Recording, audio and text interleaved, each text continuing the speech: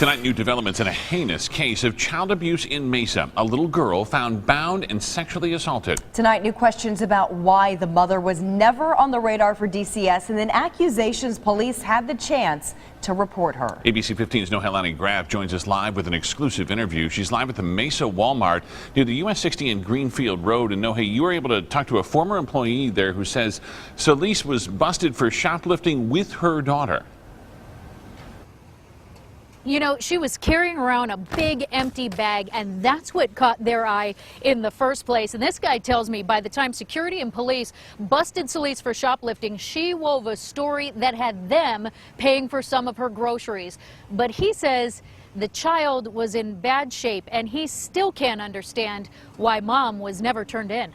We overlap. Jason Tilley still has his badge from working at Walmart. He also has a crystal clear memory of a face. People still come back to the store after you trespass them, so you got to remember faces. A face he swears is Myra Solis. That lady's face alone I couldn't forget. Tilley says in mid-December he was working store security and busted Solis for shoplifting. She was walking, just grabbing random things off the shelves. He says a man with a child joined her, then left. When police got there, they all confronted Solis. She gave them a sob story. Homeless, no job, no way to feed her daughter. So they picked up the tab. Purchased the food and the water for her that they were trying to steal, just for the kid. But something still didn't sit right. Strong odor coming from the child that smelled like urine.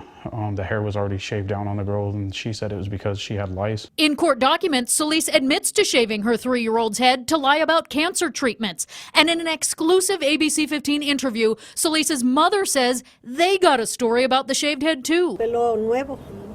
Her hair to come back normal, like more pretty. Back in the store, Tilley says something else stood out. The lead officer was actually debating on calling CPS at the time because obviously shoplifting with a child plus the situation that child was already in. For whatever reason, they didn't do it, so we thought that was kind of strange. Solis was let off with a ticket. Tilley can't help but wonder now how one call could have changed everything. It's just heartbreaking because you know something should have been done ahead of time. Now, Tilley recognized the man with Solis that day as Francisco Rios Cavarrubias. He says at the time, Francisco denied knowing her, so he was let go.